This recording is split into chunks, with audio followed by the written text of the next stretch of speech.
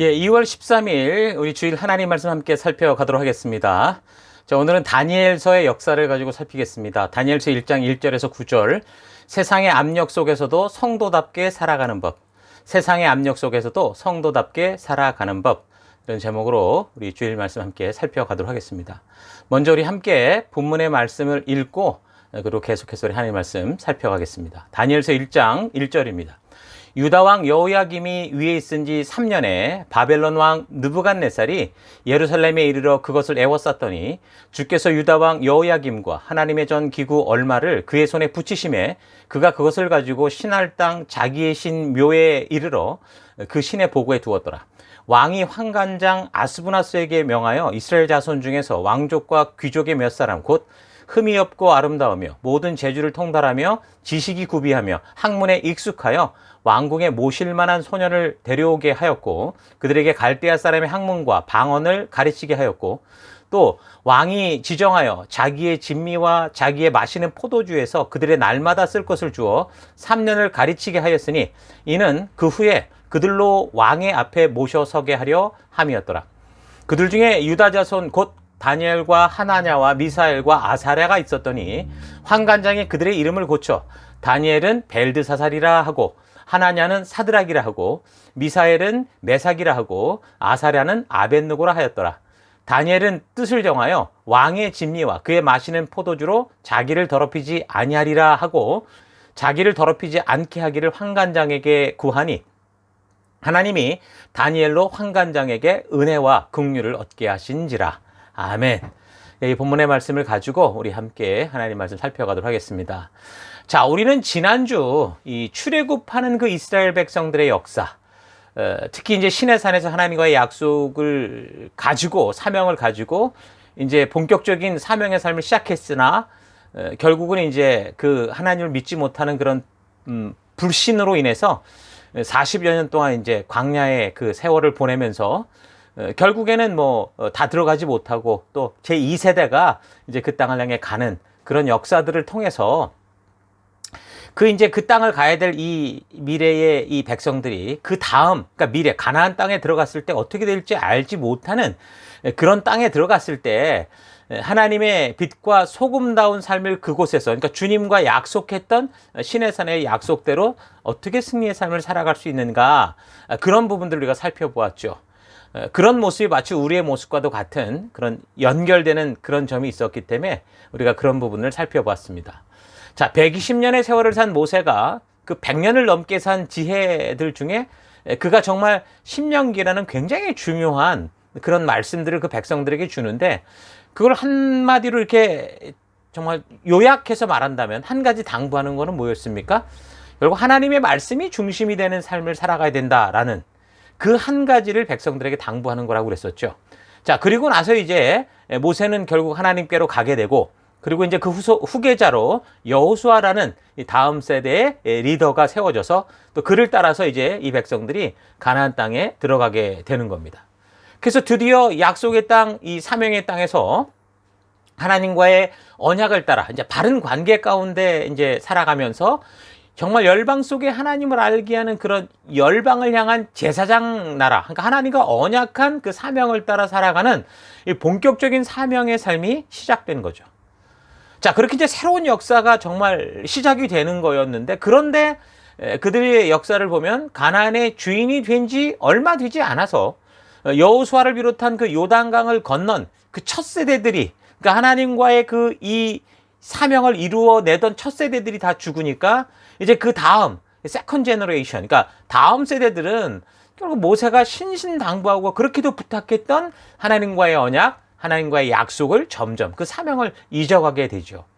여호수아도 자기가 죽기 전에 백성들을 다 모아서 다시 한번 결단을 보여줍니다. 그 말씀대로 살 것만을 결단하게 하는데, 근데 이제 그럼에도 불구하고 이게 세월이 흘러가고 또 죽은 사람은 또 죽은 대로 가고 그러다 보니까 이제 나중에 정착해서 살아가는 이스라엘 사람들은 그 하나님과의 너무 소중했던 그 약속, 잊어서는 안 되는 그 약속, 그 언약을 잊어가면서 이제 자기 생각대로 살기 시작하는 그런 역사로 흘러가게 되죠. 그래서 그런 불순종의 결과로 결국에는 이 주변에 있는 나라들에 의해서 고통을 당하게 되는데, 핍박을 아주 심하게 당하게 되면 그때서야 이제 하나님을 찾고, 그러면 이제 하나님께서 그 백성들의 그 울부짖음을 듣고 그 백성들을 위해서 이제 사사를 보내시죠. 그래서 그들을 통해 구원해 주시고 다시 하나님과 약속한 평안의 그 사명의 길로 오게 하면, 또다시 이 백성들은 하나님과의 약속을 잊고 또 자기 오른대로 자기 생각대로 살아가다가 결국에는 또다시 불순종의 결과로 인한 그 고통을 당하게 되죠. 그럼 또다시 하나님을 부르는 일들을 계속 반복하면서 살아가는 그런 역사가 가나안 땅에 들어가자마자 이제 이어지는 역사, 사사시대 역사다, 그렇게 얘기를 했습니다. 자, 그렇게 350여 년의 세월이 이렇게 흘러가게 되는데, 그렇게 이제 불순종하면서 바닥치기를 반복하면서 결국에는 하나님의 그 깊은 마음을 알고 하나님의 의도를 아는 게 아니라, 이 마지막에는 이 사람들이 마치 그 자녀들이 엄마 품으로 돌아오듯이 하나님 품으로 달려오던 이 민족들이 나중에 어떻게 되냐면, 이제 아예 그냥 그런 하나님이 필요 없다. 그러니까 우리끼리 살 수 있는 우리의 나라, 우리의 왕을 달라. 이런 식으로 이제 역사가 이제 빗나가게 되는 겁니다. 결국 하나님이 주신 하나님의 나라, 하나님의 통치를 떠나겠다, 하나님의 법도를 떠나겠다, 이제 그렇게 얘기를 한 거죠. 그래서 하나님은 결국 이런 인간의 고집을 강제적으로 막으실 수 있는 그런 분이 아니셨죠. 막지 않으시는 분이셨죠. 그래서 결국 인간을 이제 왕으로 세워 주시는데, 이제 그렇게 해서 이제 시작되는 역사의 이야기가 사무엘서로 이어지는 겁니다. 자, 거기 보면 이제 그렇게 이제 왕을 달라 해서 첫 번째 왕으로 사울이라는 사람이 왕이 되는데, 그가 참 처음에는 겸손했지만 그러나 결과적으로는 완전히 실패를 합니다. 그리고 이제 두 번째로 그를 이어서 왕이 된 사람이 이제 다윗이 왕이 되는데, 이때가 이제 아마도 이스라엘 이 민족의 역사로 보면 아주 최고의 정점이라고 할 수 있는 그런 시간들이었었죠.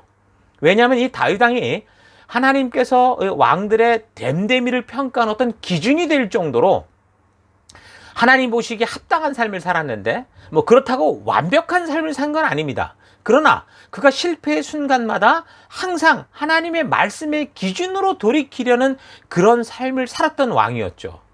그래서 이제 그의 역사는 뭐 이스라엘의 역사로 보면 최고의 역사라고 할 수 있는 겁니다. 자, 그리고 이제 그 후에 솔로몬이라는 그 다윗의 아들이 이제 왕이 되는데, 이 사람이 처음엔 참 겸손했고, 이 사울 왕처럼 그랬어요. 정말 겸손했고 그렇게 잘하는 것 같았지만, 나중에 이제 예루살렘을 완전히 막 그 만신전, 그러니까 모든 이 주변 나라의 우상들을 모아놓는 곳으로 만들게 되죠.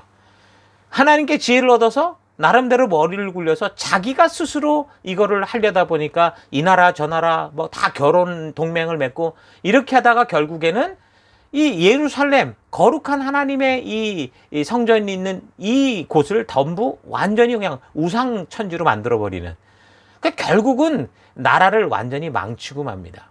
물론 솔로몬 때 망한 게 아니라 세월이 흘러서 망하지만 결국엔 바른 방향을 틀어버렸던 사람이 솔로몬 왕이다, 그렇게 볼 수 있는 겁니다. 그래서 시간이 흘러가면서 결국은 그 솔로몬이 죽고 난 다음에 즉각적으로 나타났던 현상이 하나였던 나라가 두 개로 이제 쪼개지게 됐죠. 그래서 이제 여로보암이라는 이 사람을 중심으로 10개, 이스라엘의 12지파 중에 10개 지파가 북쪽 땅을 중심으로 한 나라가 됐고, 그 북이스라엘이라고 보통 부르죠. 나머지 2개 지파, 그러니까 유다 지파와 베냐민 지파가 이제 하나가 돼서 솔로몬의 아들이었던 르호보암을 왕으로 해서 예루살렘 성전을 중심으로 이제 남유다로 존재하게 됩니다.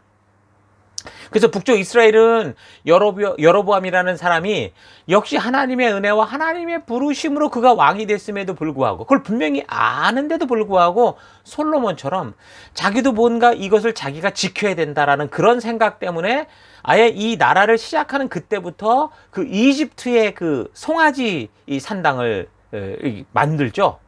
그래서 남쪽 국경지대 그 베델이라는 이 남쪽 끝, 그리고 북쪽 국경지대의 끝이라고 할 수 있는 단, 여기에다가 이상한 그런 이 성전을 만들고, 너희를 이끌어낸 이집트에서 이끌어내고 지금까지 우리를 지켜준 하나님이 바로 이거다라고 하면서 완전히 우상의 우상 숭배로 완전히 백성들을 그 방향을 확 틀어버립니다.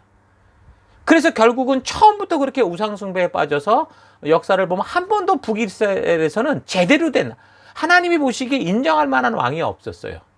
그렇게 불순종의 삶을 살다가 불과 이제 200여 년 만에 북쪽 그 메소포타미아 지역의 아시리아라는 그 나라에 의해서 완전히 패망하게 되죠. 그래서 뭐 다 그냥 잡혀가고 그 동방 지역 여기저기 다 노예로 끌려가는 그런 일들이 생깁니다. 그리고 남유다 같은 경우는 그나마 좀 가끔 하나님의 말씀대로 살려고 그렇게 바르게 서고자 했던 왕들이 있었던 가운데 한 350여 년 정도 이렇게 존속을 하다가 결국은 메소포타미아 지역의 그 아시리아, 그러니까 북이스라엘을 무너뜨린 아시리아가 바벨론에 의해서 이제 무너지게 되는데 그 바벨론에 의해서 3번이나 침략을 당하면서 결국 완전히 이제 무너지고 마는 그런 역사로 흘러가죠. 그러니까 북쪽 이스라엘 10개 지파가 아수르에 패망한 후에 한 136년 정도 지나서 이제 남유다도 결국은 바벨론에 의해서 몰락을 하게 되는 겁니다. 자, 그러니까 모압 평지에서 하나님의 말씀을 들은 그 이후 불과 1000년도 되지 않은 그 시간 안에 이 민족이 결국에는 다 망한 거죠. 그러니까 하나님께서 주신 이 말씀만 붙들고 사명만 붙들고 이 영원한 하나님의 나라를 전파하고 살아계신 하나님을 알려야 되는 이 민족이 어떻게 한 거예요?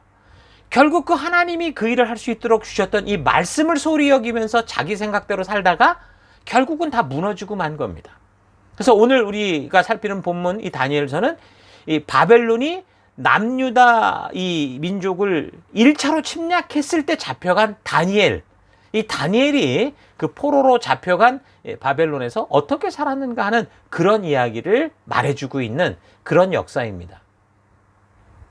시내산, 그러니까 모압 평지, 그러니까 신명기도 포함되겠죠. 시내산 또 이 모압 평지에서 받은 이 하나님의 말씀 중심의 사명을 가지고 이 가나안 약속의 땅으로 갔던 이 백성들이 그래서 하나님의 말씀을 모르고 살아가는 이 열방의 제사장 나라가 되어야 되는 백성들이 이 열방의 나라들을 이끌어가는 리더가 되는 백성들이 그 나라가 그래서 왕같은 제사장이요 거룩한 하나님의 나라요 소유된 백성으로서 하나님의 소유된 거룩하게 구별된 백성으로 살아야 되는 백성들이 결국 어떻게 된 거예요? 그 사명의 땅에서 다 패망하고 다 포로로 잡혀가고 만 겁니다. 왜 그럴까요? 하나님께서 모세를 통해 지금 2번이나 재언급하시면서 그들의 삶의 기준으로, 삶의 방법으로, 삶의 중심으로 주셨던 그 말씀을 버렸기 때문입니다. 버렸다라는 거는 율법책은 가지고 있지만 별로 관심을 두지 않았다라는 거죠. 성경은 갖고 있지만 별로 읽지 않았다 그 말입니다. 그리고 이 말씀을 종교적으로만 사용했다 그 말이죠. 자신들의 실제 삶에 살아가는 가치, 이 땅과 구별되어야 될 거룩한 가치로 여기지 않고 그냥 세상에서도 내가 잘 살 수 있는 하나의 복받는 방법으로만 그렇게 사용했다 그 말입니다. 그러니까 하나님을 모르는 세계 속에 하나님의 뜻을 알리도록 보냄을 받았는데 모세를 통해 그렇게 신신당부를 받고 그렇게 언약을 따라 살기로 약속한 이 백성들이 그 약속을 점차 소홀히 여기고 무관심했기 때문에 오히려 그 세속의 삶에 빠져버린 거예요. 그래서 창조주 하나님의 선택을 받은 이 백성들이 그 선택받은 백성들이 결국은 그래서 무너지고 말았다 그 말이죠. 그러니까 이 백성들은 사명을 받고 가나안에 들어간 지 불과 한 30여 년 정도, 그러니까 처음에 첫 세대를 일구었던 이 같이 그 하나님의 역사에 일구었던 이 1세대들이 죽고 난 다음에 결국에는 하나님이 주셨던 이 귀한 사명을 잃어버렸고 자기 생각에 옳은 대로 살아가면서 점점 세상화됐다, 세속화됐다 그 말입니다. 그게 사사기 2장에 분명하게 이야기를 하고 있죠.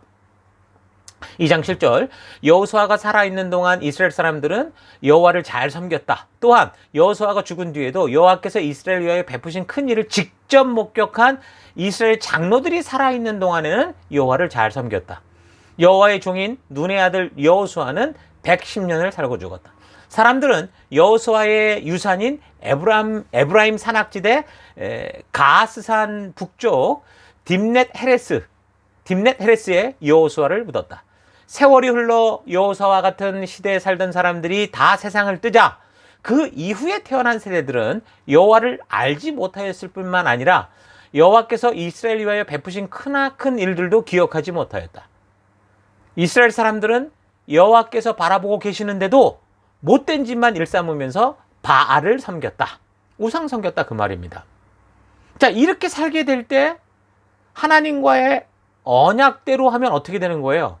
신의 산 언약대로 하면 이 사람들이 이런 식으로 살면 그냥 파괴되고 멸망하고 끝나는 겁니다. 그 순간 계약 위반으로 죽어도 마땅하다 그 말이에요. 그런데 하나님께서 저들을 심판하시지 않으시죠. 계속해서 기회를 주시고 사사와 또 선지자들을 보내서 사명의 길, 약속의 길로 돌아오도록 계속 설득하시는 거예요. 그래서 하나님을 열방에 알리는 그 제사장 나라로서의 역할을 계속해서 할 수 있도록 이 땅 어둠 속에 빛된 모습으로 설 수 있도록 그들을 자꾸 인도하시죠. 그러나 이들은 그런 하나님의 부르심을 듣고 사명의 자리로 돌아간 게 아니라 한마디로 하나님께 억지로 끌려가는 것 같은 그런 삶을 살면서 간신히 그냥 하나님이 택한 백성의 나라다라는 명맥만 유지하다가 결국 어떻게 된 거예요? 세상 흉내내고 약 800년 만에 이제 나라가 완전히 망하는 지경에 파멸되는 지경으로 간 겁니다. 아니 그렇다면 하나님이 그렇게 꿈을 꾸시고 이집트로부터 구원한 이 백성들이 결국 이렇게 됐다면 그러면 하나님의 뜻이 실패했다라는 걸까요? 여러분 그렇지 않습니다. 하나님께서 처음부터 불순종한 이 백성들에게 결국 패망에 이르기까지 800년 동안 끝까지 참고 인도하신 방법들을 잘 보면 결국 어떻게 일하셨어요? 바로 하나님께서 주시는 이 계시의 말씀, 이 약속, 언약을 믿음으로 받고 순종하는 그 사람, 바로 선지자라고 할 수 있고 사사할 수 있겠죠.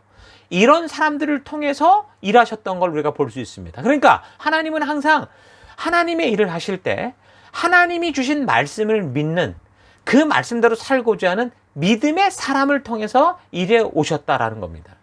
그래서 아브라함이 택함을 받은 거죠. 모세가 택함을 받았고 여호수아가 그 이후에 사사들이 그리고 다윗 왕이 그리고 계속되는 선지자들이 그러니까 하나님께서 말씀하신 것을 끝까지 믿고 목숨을 걸고서라도 그 순종의 자리에 갔던 그 한 사람을 통해서 하나님이 일해 오셨다라는 거예요.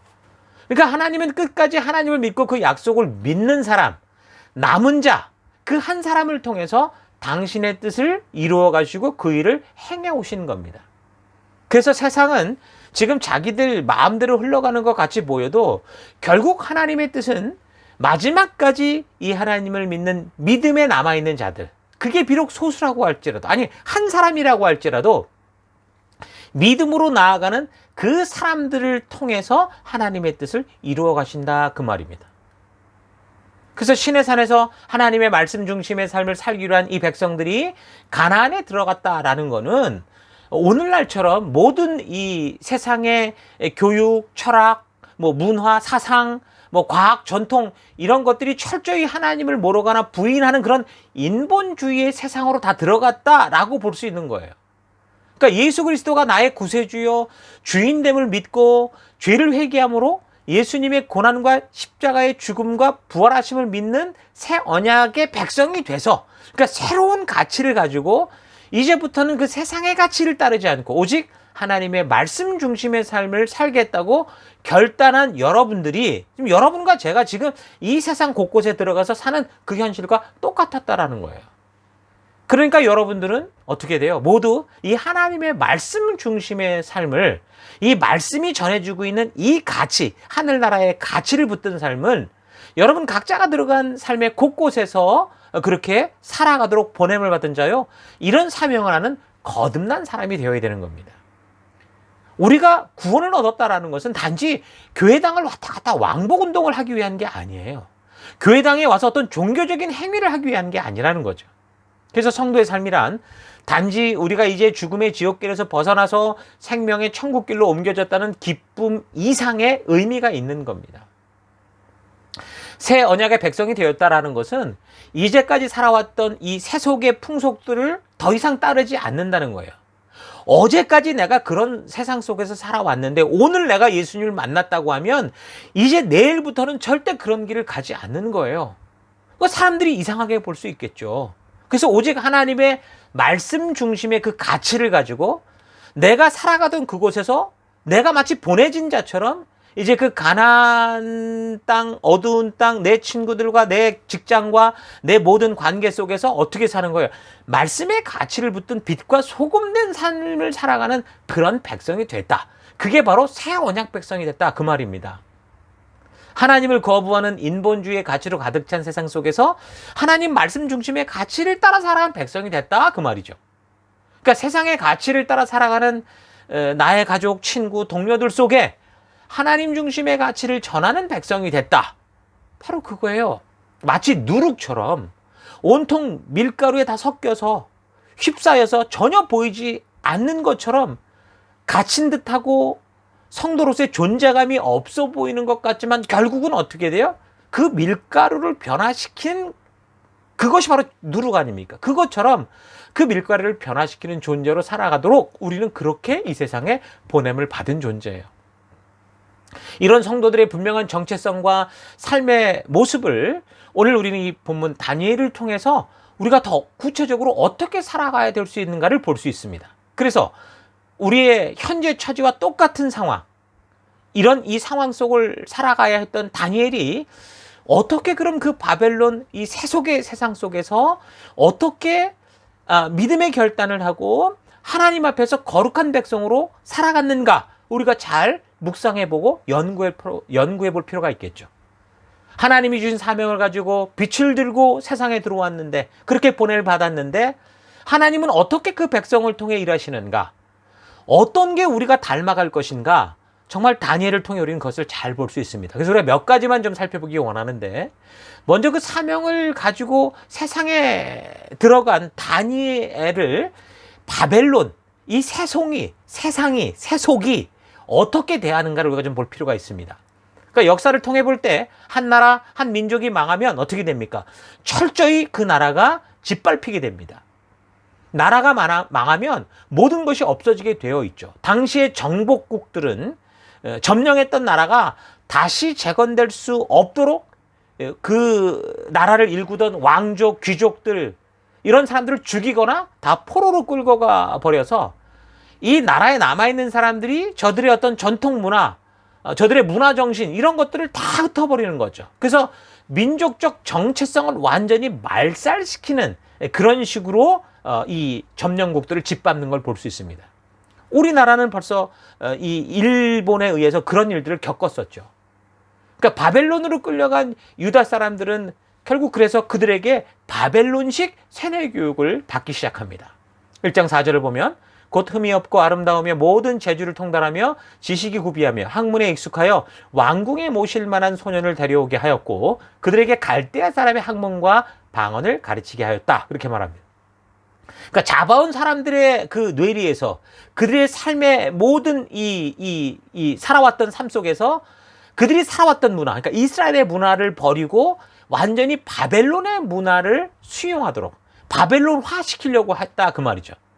여러분, 이스라엘의 문화, 물론 저들이 불순종했지만 이 이스라엘이라는 이 나라 자체가 하나님께 택함을 받은 백성이고 하나님의 역사로 하나님의 나라를 대표하는 그런 나라였기 때문에 이 이스라엘의 문화는 하나님 말씀 중심으로 그 말씀대로 실천하고 하나님의 뜻대로 살아가는, 그러니까 하나님이 누구신지를 알게 하는 신본주의적 그런 기초가 있는 문화였어요. 비록 불순종했더라도 그런 기초를 가지고 있는 문화였다 그 말인 거죠. 근데 바벨론의 문화는 어떻습니까? 그와는 정반대로 하나님을 부인하는, 하나님을 모르는, 하나님을 대적하는 그런 인본주의의 세상으로, 생각으로 가득 찬 그런 문화였죠. 그래서 교회에서 오늘날도 이 물질적이고 쾌락주의적인 이 세상에 대해서 우리가 보통 설교에서 많이 얘기할 때 바벨론 문화다, 바벨론 문화다 이렇게 많이 얘기하는 이유가 바로 이것 때문에 그런 걸 상징적으로 얘기를 하는 겁니다. 그러니까 다니엘과 포로 중에 뽑힌 이스라엘 사람들은 결국 그런 문화에 노출됐고 그렇게 그 문화에 젖어들어서 살 수 있도록 그렇게 유도된 겁니다. 마치 인본주의의 극을 달리는 막 오늘날처럼 본능을 추구하고 자기가 하고 싶은 대로 살아가는 것을 격려받고 칭찬받는 유행 따라, 감정과 느낌을 따라 사는 삶에 어울려서 살아가게 한 거죠. 그것도 하루 한 번의 교육이 아니라 3년 동안이라고 분명히 5절에 얘기하죠. 갈대아 문화, 바벨론 문화, 세속의 문화에 노출됐고 거기에 섞여서 자신도 모르게 그 문화에 젖어들어서 바벨론화되고 세속화될 수 있도록 그렇게 변화하는 그런 교육을 받게 되는 겁니다. 특히 이 새로운 문화, 저희도 이제 호주에 왔을 때 어린 아이들이 굉장히 빨리 이쪽 문화에 동화된 걸 볼 수 있죠. 바로 그런 것을 노렸던 거죠. 그리고 또 하나는 뭡니까? 그래서 그런 차원에서 이 다니엘을 비롯한 그 뽑혔던 사람들의 이름까지도 완전히 바꿔버리고 창시 개명을 해버리는 겁니다.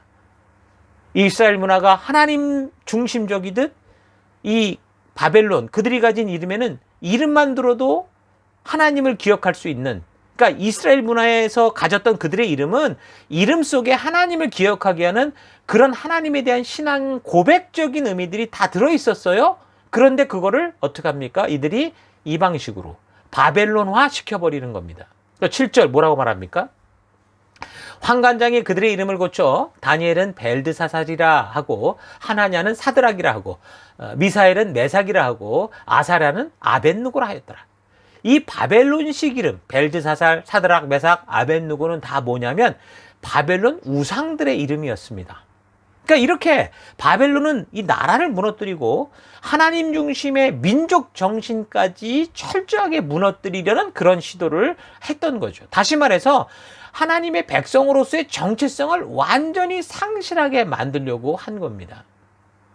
하나님의 이 말씀 중심적인 삶에서 어떻게 하는 거예요? 완전히 하나님을 배제시켜버린 세속 중심적인 그런 삶을 살 수 있도록 거기에 동요되도록 거기에 물들어가도록 그렇게 교육을 한 거죠. 오늘날도 지금 우리가 받는 이 사탄으로부터의 공격이 바로 이런 겁니다. 오늘날도 사탄이 바라는 바는 바로 이런 거죠. 이런 바벨론 문화의 세상에 성도들이 같이 휩쓸리게 하는 겁니다. 그래서 하나님의 백성된 자신의 정체성을 잊고 이 세상의 문화와 함께 어울리며 이 세상 유행을 따라 같이 지옥으로까지 쓸려 내려가게 하는 그런 술수를 부리고 있는 거죠. 그러니까 나이가 어려서부터 이 세속의 문화에 적응하고 물들게 되면 한번 그것이 무의식 속에 들어가기 시작하면 그걸 돌이키는 건 정말 어렵게 됩니다. 사탄이 점령한 이 감각을 추구하고 본능을 추구하는 문화가 어린아이들을 감염시킬 때, 어릴 때부터 감염시킬 때 가나안에 어렵게 정착한 이스라엘 백성들이 불과 35년 정도 만에 하나님을 떠난 삶을 살게 되는 것과 같은 현상이 벌어지는 거예요. 그 죽음을 무릅쓰고 가나안을 점령한 지 불과 35년 만에 요즘도 오늘 우리나라 같은 경우에 한국 같은 경우도 보십시오. 불과 뭐 한 50년 전에 있었던 전쟁, 6.25 전쟁 이후에 지금 우리의 이 세대들이 전혀 그런 이 전쟁을 기억하지 못하는 그런 삶 속에 살아가고 있지 않습니까? 저 같은 경우도 지금 35년 전이지만 20대였었는데 그때 나와 지금의 세대를 비교해 보면 불과 한 30년, 35년 차이의 세월일 뿐인데 너무나 이 천지 차이의 생각을 가지고 그런 문화를 가지고 우리 나이 때와 내가 어렸을 때와 전혀 다른 그런 새로운 가치를 따라 살아가고 있습니다. 아주 대표적인 어떤 그런 이 문화의 발전 이런 걸 보면 불과 그 10년 전인 2007년경에 2007년이면 벌써 15년 됐나요? 그러니까 6월에 그때 아마 애플의 아이폰이 나왔었는데 지금 그 아이폰이 나오면서 이 스마트폰이 나오면서 이제 이렇게 지금까지 흘러온 이 세상과 그 전의 세상을 한번 비교해 보십시오. 엄청난 차이가 있죠. 그런 것과 같다는 거예요. 그래서 이런 세대들의 분명한 특성을 보면 가나안 정복 후의 세대들처럼 하나님의 말씀이 점점 가치를 잃고 세속적인 그 감각적이고 자극을 따라가는 게 이게 유행이 되는 거예요. 그래서 하나님의 말씀과 아무 상관없는 그런 삶을 살아가고 있는 거죠. 이전에는 하나님의 편에서 세상이 왜 이렇게 될까 그렇게 궁금해했는데 이제는 세속에 물들어서 왜 성경이 이렇게 말하지? 거꾸로 이상한 질문을 하는 경우가 많습니다. 그러니까 하나님의 말씀으로 말미암는 바른 정체성이 후대들에게 심어지지 않는 한 불과 이런 식으로 살아가면 20, 30년 후의 미래는 가나안을 정복했던 그 이스라엘 역사의 그 후대들처럼, 사사시대들처럼 오늘 우리도 그런 신사사시대를 곧 이루게 된다, 그 말인 거죠. 어쩌면 지금 우리는 그런 사사시대의 끝을 향해 달려가고 있는지도 모릅니다. 그래서 사탄은 어떻게 해서든 하나님의 말씀으로부터, 그 가치로부터 우리 하나님의 사람들, 이 젊은 세대들 다 멀어지게 하고, 그러니까 교인들까지 막 재미를 추구하게 하고 세상의 즐거움을 함께 누리는 것을 당연하게 여기게 하고, 결국 성도들이 그래서 자신의 정체성, 하나님 안에서 새 언약 백성 되었다고 하는 이 구별된 정체성을 잃어버리게 만들고자 하는 것. 그게 이제 사탄의 최고의 목표인 거죠. 이 땅을 살아가며 내가 하나님 안에서 누구인지, 여러분 그 정체성을 잊어버리고 바르게 알지 못하면 교회당에 와서도 우리에게 계시하여 알려주신 하나님이 아니라 자기가 원하는 신을 만들어 우상 숭배를 할 수 있습니다. 똑같이 예배를 드리고 봉사를 하고 교회 절기들을 열심히 지킨다고는 하지만 그 안에서 참 하나님이 아니라, 하나님의 뜻이 아니라 내가 원해서 만든, 내가 움직이는 하나님을 만들고 그것을 숭배하는 그런 일들을 하게 되는 거죠.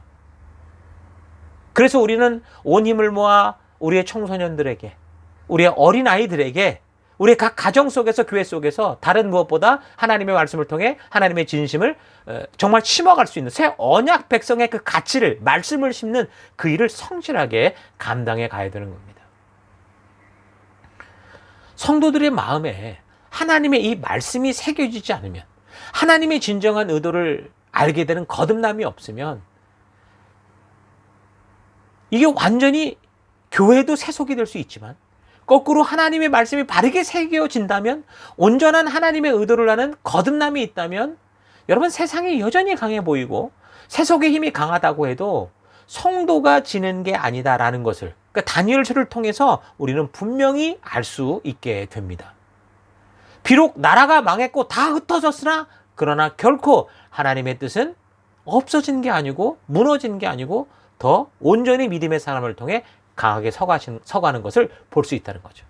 다니엘이 어린 청소년의 나이에 포로로 잡혀가서 그 정도의 세뇌를 받았다면 모든 것이 다 무너졌다고 봐야 되는데, 이 다니엘서 전체를 읽다 보면 오히려 그들을 정복하고 짓눌렀던 바벨론, 이 바벨론이 오히려 포로였던, 잡혀갔던 다니엘에 의해서 그 역사가 좌지우지 되는 것을 볼 수 있어요. 나라를 잃고 포로가 되고 이름이 바뀌고 민족 문화가 다 파괴되는 과정에서도 오히려 바벨론은 이 포로된 이스라엘 사람 다니엘로 인해서 그 나라의 미래를 알게 되고 그 나라가 어떻게 나아갈지 깨닫게 되면서 그 예언대로 이루어져 가는 걸 볼 수 있습니다. 다니엘서 4장 9절, 박수장 벨드사사라, 네 안에는 거룩한 신들의 영이 있은즉 아무 은밀한 것이라도 너에게는 어려울 것이 없는 줄을 내가 아노니, 내 꿈에 본 이 이상을 내가 꿈에 본 이 이상을 해석해서 나에게 고해달라. 그게 바벨론 초기 느부갓네살 왕이 다니엘에게 했던 말이에요. 또 5장, 왕이 벨드사살이라 이름한 이 다니엘의 마음이 민첩하고 지식과 총명이 있어 능히 꿈을 해석하며 은밀한 말을 밝히며 의문을 파할 수 있었음이라. 이제 다니엘을 부르소서, 그리하시면 그가 해석을 알려드리리라. 이거는 이 바벨론의 마지막 왕이라고 쓴 벨사살 왕일 때, 그럴 때 이 다니엘을 아는 사람이 이렇게 얘기를 하는 겁니다. 또 6장, 다니엘은 마음이 민첩하며 총리들과 방백들과 뛰어남으로 왕이 그를 세워 전국을 다스리게 하고자 한지라. 이때는 바벨론이 망하고 이제는 또 다른 나라, 쉽게 말하면 페르시아가 섰을 때 이야기를 하는 겁니다. 10장 1절, 바사왕, 그러니까 페르시아 왕 고레스 3년에 한 일이 벨드사살이라 이름한 다니엘에게 나타났는데, 그 일이 참되니 곧 큰 전쟁에 관한 것이라. 다니엘이 그 일을 분명히 알았고 이상을 깨달으냐. 그러니까 여기서도 페르시아의 통치 기간 동안 이 고레스 시대에 이런 일들을 다니엘이 분명히 보았다라는 거죠. 그러니까 바벨론의 통치 초기부터 그 바벨론이 결국은 페르시아에 의해서 망하고 나서도 다니엘은 페르시아 제국의 왕 고레스에게도 이 역사가 어떻게 나아갈지를 알게 하는, 그러니까 세상의 모든 나라를 다스리는 왕에게 나아갈 바를 알게 하는 그런 삶을 살았다라는 겁니다. 그러니까 우리가 이런 사실을 통해 알 수 있는 사실은 이것은 시대의 나라와 문화 정신을 다 잃어버리는 외부적 위기 가운데 있다고 하더라도 하나님의 말씀을 머리가 아니라 가슴에 심은 하나님의 사람들이 있다면, 말씀의 가치로 무장된 사람이 있다면 그 나라는, 그 하나님의 뜻은 망한 게 아니에요. 그 하나님 믿는 나라는 망해도 망한 게 아니라는 겁니다. 얼마나 세속의 힘이 강하냐, 얼마나 이 세상의 문화의 힘이 강하냐 하는 것은 큰 문제가 아니라는 거죠. 그러니까 바벨론이 다니엘을 삼킨 것 같지만, 이스라엘을 짓뭉갠 것 같지만 그게 아니라 그들은 누룩과 같이 섞여서 보이지 않는 하나님의 말씀을 따라가는 이런 믿음의 사람, 이 다니엘과 같은 이 사람들이 오히려 그 나라의 역사를 움직이는 그런 귀한 그런 도구가 되더라는 거죠.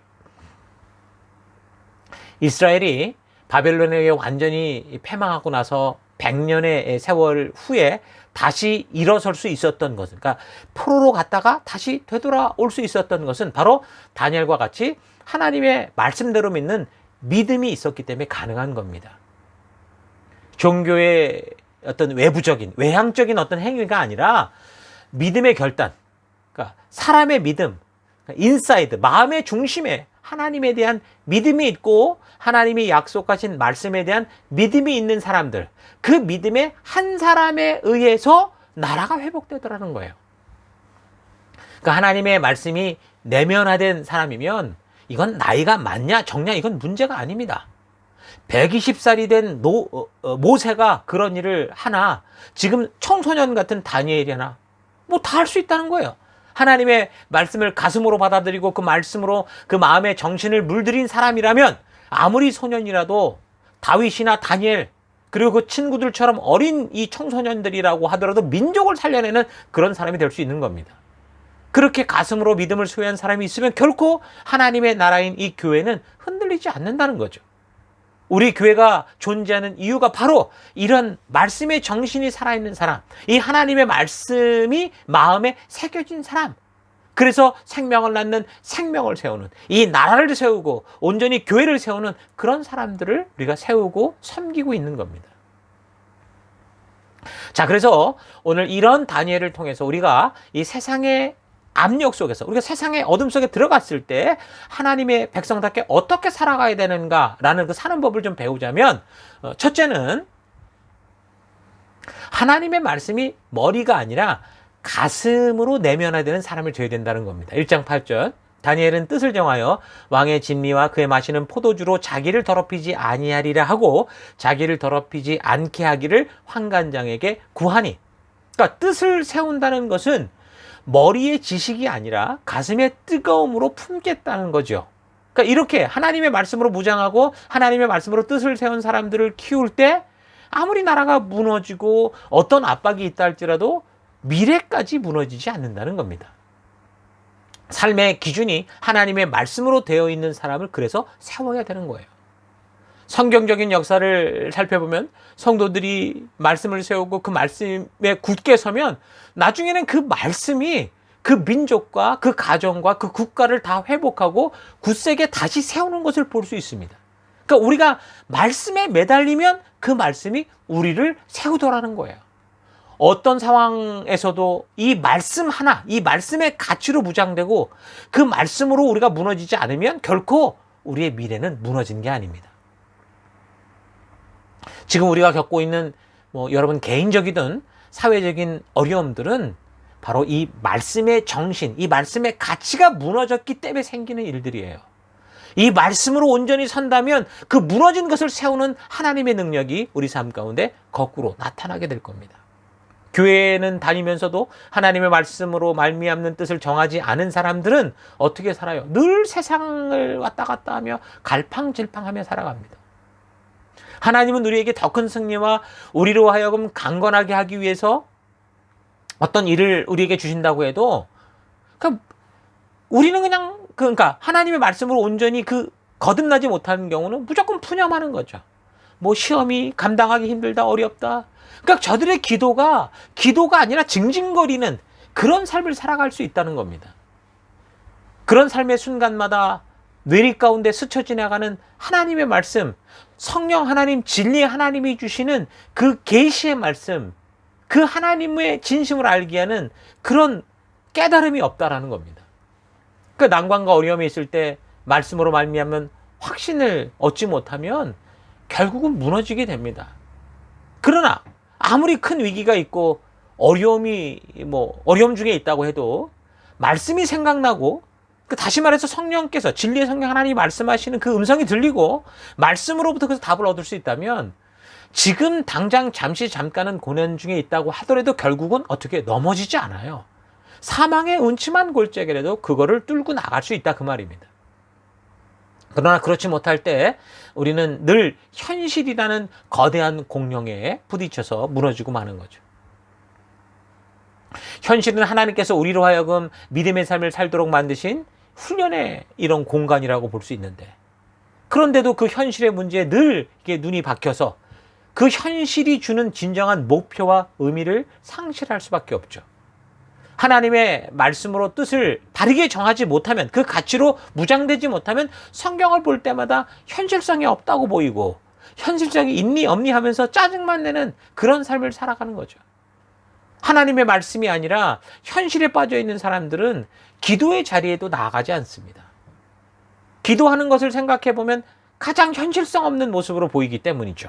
세상 사람들이 볼 때 그렇잖아요. 믿음이 없으니까 기도의 의미를 모르고 그냥 기도하는 게 가장 허무해 보이더라는 겁니다. 물론 어떤 사람들은 기도가 무슨 일을 푸는 무슨 도깨비 방망이인 것처럼 착각하는 사람들도 있지만, 어떤 사람들은 기도의 이 참된 의미를 알지 못하기 때문에 기도하는 동안에 공부나 해라, 사업 연구나 해라 이러면서 무시하는 경우가 있습니다. 왜 그렇습니까? 하나님의 말씀의 뜻을 정한 삶이 아니기 때문에 기도하는 게 현실성이 없어 보이더라는 거죠. 여러분, 우리는 현실에 뿌리박고 살아가야 되는 어둠에 보내받은 빛이지만, 이 현실은 하나님의 말씀으로 이루어지고 있다는 걸, 하나님의 말씀만이 온전한 길을 나아가게 하고 있다는 이 믿음을 가지고 살아가야 됩니다. 그러므로 우리가 말씀을 들을 때 어떤 자세가 돼야 되느냐? 여러분, 비가 올 때 유리창을 보면 빗물이 다 흘러내려가 버리죠. 그렇게 해서는 안 됩니다. 마치 이 메마른 이 대지 위에 단비가 내릴 때 그 비를 흠뻑 빨아들이잖아요. 그럼 그 흠뻑 빨아들인 대지 속에서 뭐가 나옵니까? 그 땅에서 새 생명들이, 싹들이 대지 위로 솟구쳐 오르게 하잖아요. 그것처럼 우리가 말씀을 빨아들여야 된다는 거죠. 하나님의 말씀을 통해서 날마다 정신을 새롭게 해야 됩니다. 요즘같이 코로나 바이러스로 인해서 이제 감염이 되면 밀폐된 공간에 나갈 수가 없잖아요. 근데 그 밀폐된 공간에 갇혀 있다가 문을 열면 어떻습니까? 찬바람이, 시원한 바람이 들어오면서 정신이 맑아지게 되는 것처럼 여러분, 하나님의 말씀이 바로 그런 역할을 합니다. 나태하고 잠자는 영혼 가운데 하나님의 말씀의 바람이 불면 우리의 영혼이 새롭게 되는 그런 힘을 얻을 수 있다는 거죠. 그러니까 말씀은 우리의 나약한 정신을 강력하게 만드는, 살아나게 만드는 힘이 있습니다. 말씀은 우리의 믿음을 굳건하게 만들고 바른 믿음의 길을 나아갈 수 있는 용기를 줍니다. 그러므로 우리는 날마다 하나님의 말씀 앞에 서서 그 말씀으로 내 속사람을 철저하게 무장하는 삶을 사는 그런 믿음의 삶을 살아가야 되는 거죠. 말씀으로 인해서 정신이, 영혼이 살아있는 사람이 있으면 여러분의 미래는 밝은 모습으로 분명히 다가오게 될 겁니다. 자, 그래서 우리가 이런 하나님의 말씀 앞에서 우리가 늘 그냥 말씀이 우리의 그런 어떤 귀에만, 지식에만 있는 게 아니라 우리의 가슴에 새기는 그런 삶을 우리가 살아갈 때 다니엘과 같은 삶을 살 수 있을 것이고, 자, 두 번째는 다니엘을 통해 우리가 배우고 집중할 수 있는 것은 말씀이 내면화되고 나면 말씀대로 도전하는 사람이 되어야 된다는 겁니다. 1장 8절, 다니엘은 뜻을 정하여 왕의 진리와 그의 마시는 포도주로 자기를 더럽히지 아니하리라 하고 자기를 더럽히지 않게 하기를 환관장에게 구하니. 그러니까 말씀이 바르게 내면화되면 그냥 환경에 그냥 순응하는 삶이 아니라 세속의 물결이 아무리 다가와도 하나님 주신 말씀의 가치를 따라 도전하는 삶을 살게 됩니다. 그러니까 하나님의 말씀은 살았고 운동력이 있다라고 말하고 있거든요. 그러니까 하나님의 말씀은 우리 마음에 그래서 내재될 때 운동력을 발휘할 수 있기 때문입니다. 히브리서 4장 12절 하나님의 말씀은 살았고 운동력이 있어 좌우의 날선 어떤 것보다도 예리하여 혼과 영과 및 관정과 골수를 찔러 쪼개기까지 하며 또 마음의 생각과 뜻을 감찰하나니. 그러니까 하나님의 말씀이 내면화되면 우리는 결코 이 세상에 불의한 것이나 불경건한 것에 적당히 타협하거나 눈 감고 살아갈 수가 없지요. 그러니까 앉아서 기다리는 게 아니라 하나님의 약속을 알고 하나님의 명령을 알기에 그 말씀 따라 적극적으로 순종하는 활동을 하게 됩니다.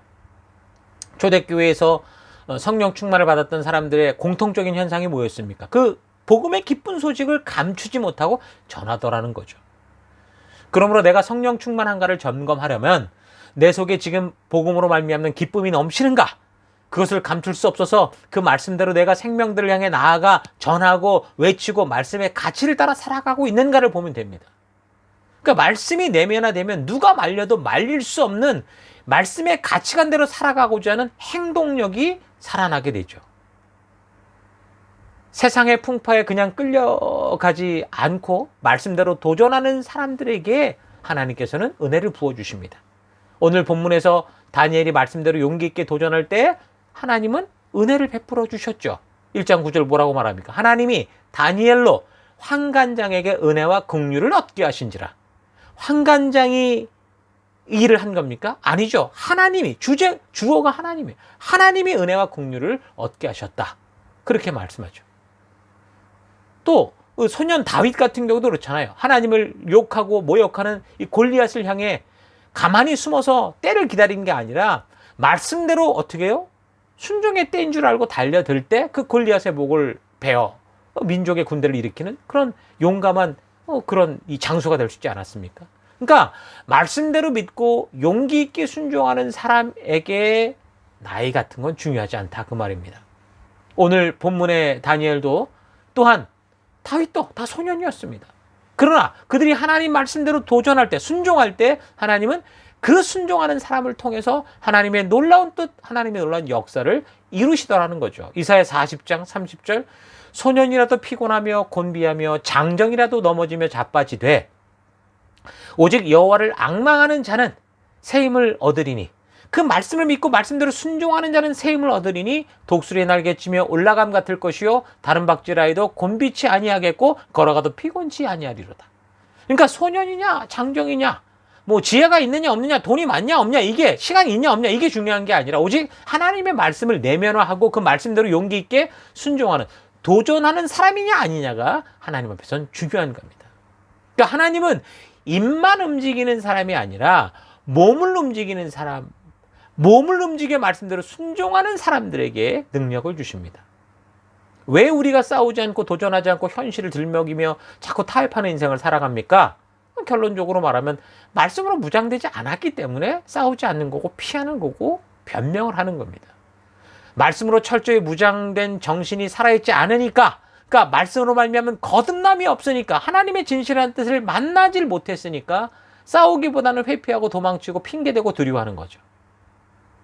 여러분 한 나라에서 전쟁이 벌어진다고 할 때 20대 30대가 숨어버리면 누가 나라를 위해 싸우겠습니까?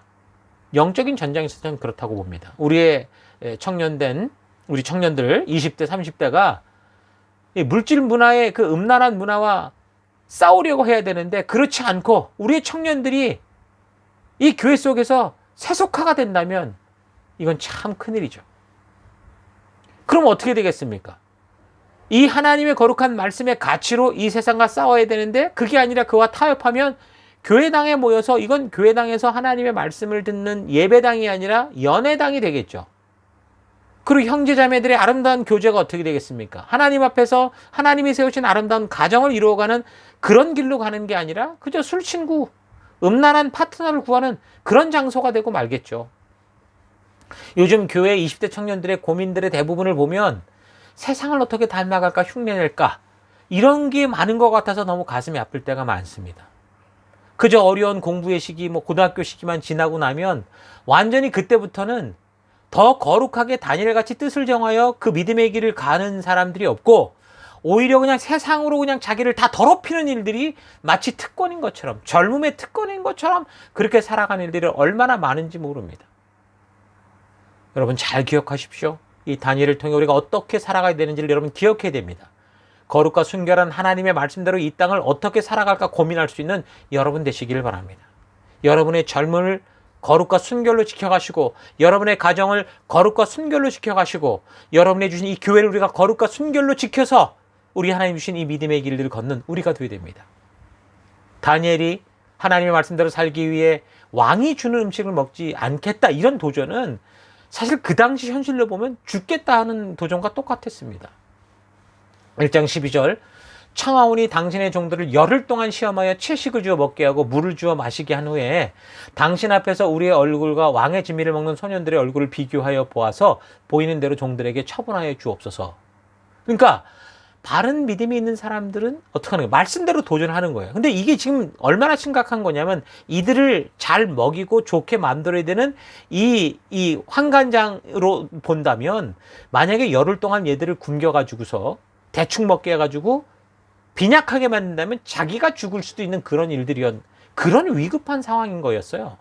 그리고 그들 또한 이런 걸 요구하는 자체가 죽겠다라는 그런 결단을 가지고 말하지 않으면 안 되는 거였다라는 거죠.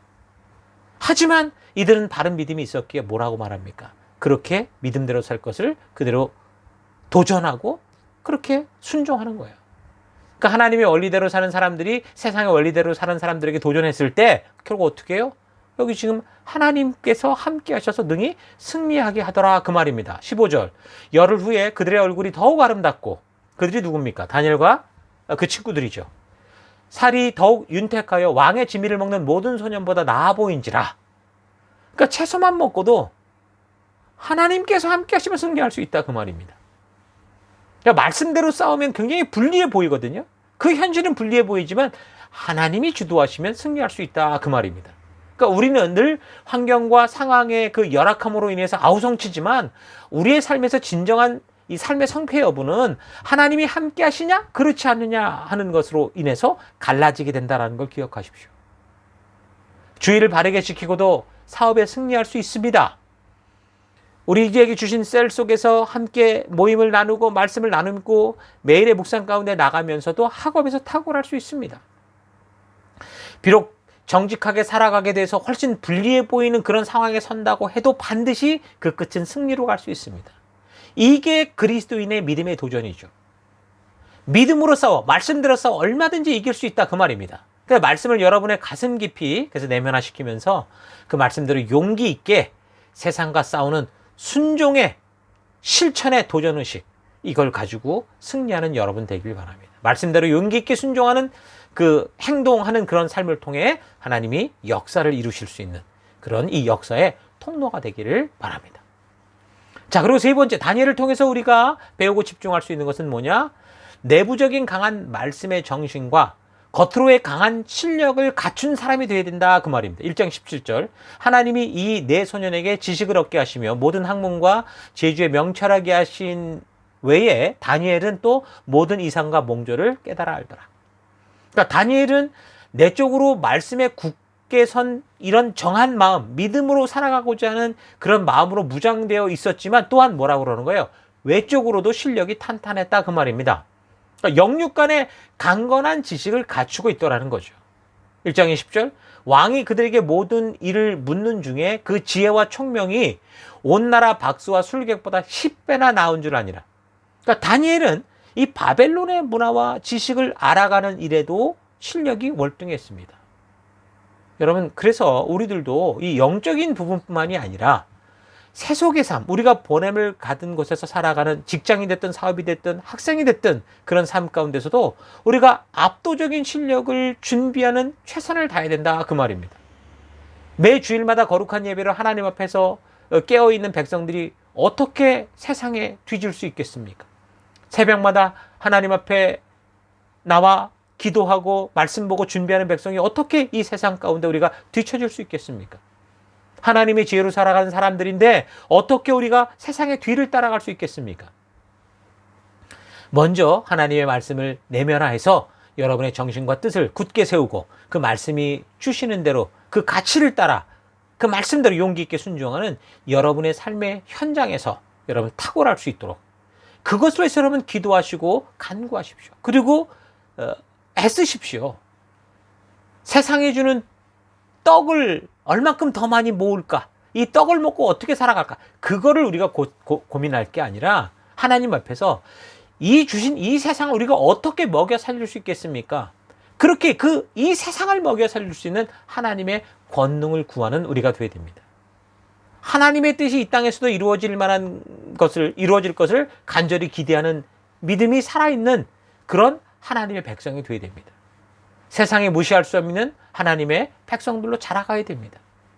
하나님의 백 믿고 그냥 낙하산으로 이렇게 좋은 데 가는 승리하는 그런 교인이 아니라 세상과 실력으로 진검승부를 하여도 승리할 수 있는 우리가 되어야 된다는 거죠.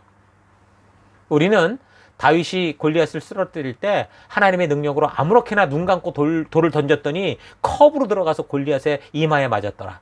여러분 그렇게 생각해서는 안 됩니다. 여러분 그렇게 이긴 게 아니에요. 다윗은 그의 평생 동안 골리앗을 넘어뜨릴 수 있는 훈련을 했어요. 골리앗을 타겟으로 하는 게 아니라 그의 삶 속에 그에게 주어진 삶의 현장에서 그가 하나님께서 주신 기회 때마다 그 보이는 현장 속에 믿음의 훈련을 해왔더라 그 말입니다. 시편 78편 72절 이에 저가 그 마음에 성실함으로 기르고 그 손에 공교함으로 지도하였도다. 그러니까 그의 삶은 양을 기르는 목동의 삶이었지만 그 과정마다 그가 주어진 사명을 다 정직하게 감당하기 위해서 그 양에게 덤벼드는 이 짐승들과 싸우기 위해 돌팔매질도 배우고 그것과 싸워 이기는 그런 일들을 계속 해왔다 그 말입니다. 그러니까 다윗이 그냥 하나님이 주시는 기회를 타서 낙하산 잘 타고 왕이 됐다 이게 아닙니다. 이 다윗이 왕의 자리에 오기까지 그의 인생은 만만한 인생이 아니었죠. 사울왕도 하나님이 다윗보다 먼저 선택하시고 기름 부음을 받았던 사람이었지만 그는 어떻게 된 거예요? 왕답게 준비된 사람이 아니었습니다. 왕의 옷을 입고 노예보다 못한 그런 정신을 가지고 살아갔던 사람이죠. 여러분, 우리도 그리스도인으로 먼저 하나님께서 부르는 부름을 받았습니다. 그렇다면 우리가 다윗과 같은 그리스도인이 될 것인지 아니면 이 사울왕과 같은 그리스도인이 될 것인지 여러분 우리 스스로 우리의 내일을 만들고 우리가 깎아가며 세상에서도 탁월한 실력으로 준비되어야 됩니다. 우리 오늘 주어진 이 환경 속에 핑계와 변명과 게으름과 나태로 살아갈 게 아니라 정말 어떤 절벽과 장애물이 온다고 해도 이것 때문에 우리가 거기에 머물러 주저앉는 자가 아니라 이것을 뚫고 나가든 돌아 나가든 넘어가든 하는 그런 순종의 싸움을 해가야 됩니다. 그런 마음의 태도가 결국에는 골리앗을 무너뜨릴 수 있는 거고 바벨론을 무너뜨릴 수 있는 거죠. 여러분 단지 우리가 은혜 받는 것으로만 그렇게 끝나지 마시고 정말 그 말씀으로 말미암는 말씀다운 사람이 되는 그런 길로 나아가길 바랍니다. 철저히 준비하고 자기 자신을 쳐서 복종하는 어디에 복종합니까? 말씀대로 살아가는 것에 복종하는 그런 훈련이 있어야 됩니다. 이런 사람들을 키우면 이런 준비된 사람으로 자라가면 우리의 분명한 미래가 밝게 되는 거죠. 여러분 교회 안에서만 호랑이가 아니라 세상에서도 인정받고 세상이 무시할 수 없는 탁월한 준비를 일구는 여러분들 될 수 있기를 바랍니다. 자, 자신들이 하는 사업에 있어서 최고의 실력을 갖추기 위해 노력하십시오. 직장에 나간다고 하면 뭐 사장이 와서 막 무릎 꿇고 야 우리 같이 좀 일하자라고 할 그런 실력을 갖추길 바랍니다. 학업으로 준비하는 학생들도 그런 실력 있는 삶을 위해서 하루하루 철저히 자신을 준비해 나가십시오. 그래서 영성과 지성이 철저히 준비된 그런 하나님의 백성들이 되어서 다니엘처럼 말하자면 대통령이 바뀌고 나라가 바뀌어도 그 자리에서 그를 무시할 수 없고 그를 빼놓을 수 없고 그를 통해 그들이 나라가 나아갈 미래를 알게 하는 이 세상과 이 나라와 이 역사들이 나아갈 미래를 알게 하는 그런 믿음의 종들 될 수 있기를 여러분 주의 이름으로 축원합니다. 자, 오늘 우리가 다니엘의 역사를 통해서 우리가 이 세상 속에 어떤 자세를 가지고 어떻게 살아갈까라는 걸 우리가 살펴보게 되었는데 첫째는 뭐라고 그랬습니까? 정신이 살아있는 사람, 그러니까 내면이 말씀으로 준비된 사람이 되어야 된다고 그랬고 두 번째는 도전의식이 있는 사람, 그러니까 말씀대로 용기 있게 순종하는 사람이 되어야 된다고 그랬고 세 번째는 실력을 갖춘 그런 살아있는 사람, 하나님의 낙하산으로 좋은 데 가는 게 아니라 하나님의 백성답게 바닥에서부터 믿음으로 그 실력을 키워 일궈가는 사람. 오늘 주어진 이 하루, 오늘 주어진 나의 사명을 정말 온전히 감당하는 정직한 마음, 거룩한 마음, 성실한 마음, 그 태도를 준비하는 사람이 되어야 된다고 그랬습니다. 자, 그래서 말씀의 철저한 이 내면화를 통해서 여러분 감출 수 없는 이 말씀의 진정한 힘으로 도전하는 그 도전 정신을 가지고 여러분 이 세상을 살아갈 때 우리가 무슨 악으로 깡으로 그렇게 사는 게 아니라 하나님이 주신 영성과 또 우리를 통해 준비케 하신 지성과 이 실력을 겸비함으로 우리가 하나님 앞에 균형 잡힌 신앙인으로서 우리가 나아간 이 세상 속에서 우리가 거듭나 하나님의 백성된 그곳에서 진정으로 하나님의 빛과 소금된 주의 백성으로 살아가는 여러분과 제가 될 수 있기를 주의 이름으로 축원합니다. 자, 오늘도 이 말씀들을 잘 기억하시면서 한 주간 믿음으로 승리하는 여러분 되시기를 바랍니다. 우리 잠시 들은 말씀을 가지고 묵상하며 기도하겠습니다. 잠시 우리 묵상하십시다. 묵상하겠습니다.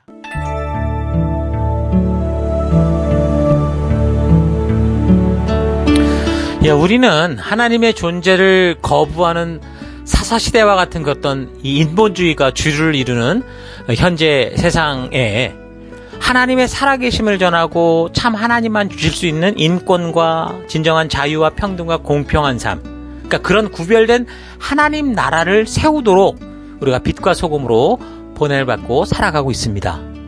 비록 우리 성도들의 현실이 이 세상과 비교해 볼 때 밀가루에 섞여 들어가 보이지도 않는 누룩 같은 존재처럼 보일 수 있지만, 그러나 결국 그 누룩이 그 온 밀가루를 변화시키듯이 이 세상을 변화시킬 수 있는 그런 존재가 바로 여러분과 저라는 사실을 잊지 말길 바랍니다.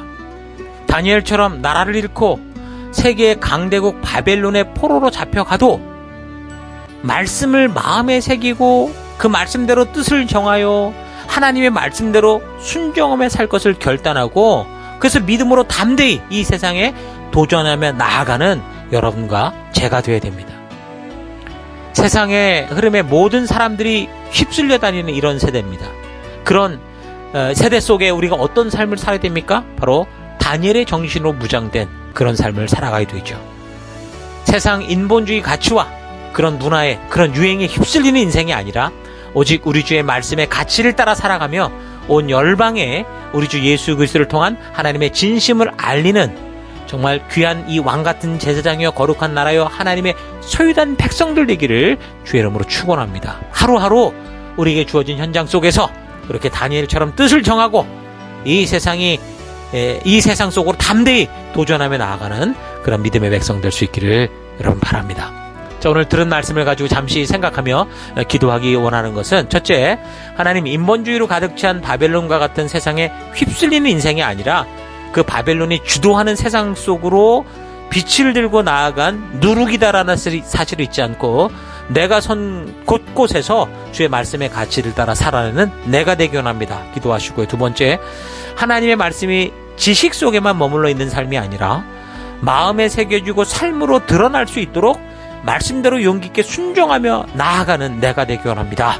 결단하며 기도하시고요. 마지막 세 번째, 하나님 기도로 모든 것을 다 대체하는 그런 인생이 아니라 삶의 현장 속에서 주의 영광을 위한 탁월한 실력을 준비해서 이 세상이 주는 것으로 먹고 살고 이 세상의 것을 모으는 인생이 아니라 온 세상을 먹여 살릴 수 있는, 이 온 세상이 나아갈 바를 알리게 하는 그런 하나님 능력의 종 되길 원합니다. 믿음의 종 되길 원합니다. 다 같이 잠시 기도하겠습니다. 기도하십시다.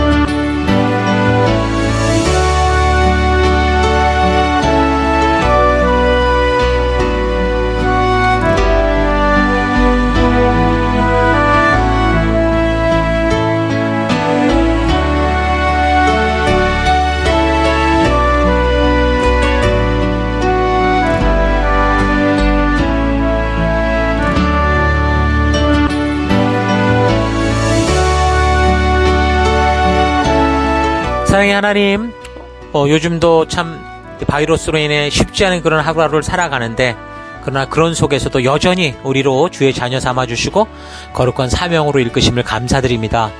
하나님, 그런 믿음의 삶을 살아갈 때 하나님을 부인하는 인본주의로 가득 찬 이 바벨론과 같은 세상에, 이런 유행에 하나님 휩쓸리는 인생이 아니라 그 바벨론이 주도하는 그런 세상 속으로 빛을 들고 나아간 사명을 가진 누룩이다라는 사실이 있지 않고, 우리가 섞이고 철저히 섞이되, 그러나 내가 선 곳곳에서 주의 말씀의 가치를 따라 살아내므로 하나님 이 땅과 내가 보낸 곳곳을 변화시키는 우리가 되길 원합니다. 하나님의 말씀이 지식 속에만 그래서 머물러 있는 삶이 아니라 내 마음에 새겨지고 삶으로 드러날 수 있도록 하나님 이 말씀대로 용기 있게 순종하며 나아가는 하나님, 그런 내가 되길 원합니다.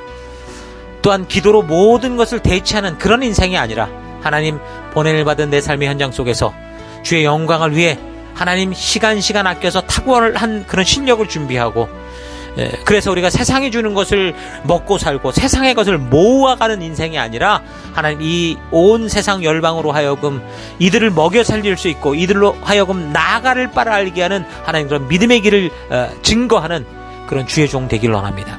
하나님, 오늘도 그런 믿음의 길, 하나님 부르신 그 길로 나아가는 우리가 되기를 간절히 바라옵고 예수님 이름으로 기도했습니다. 아멘.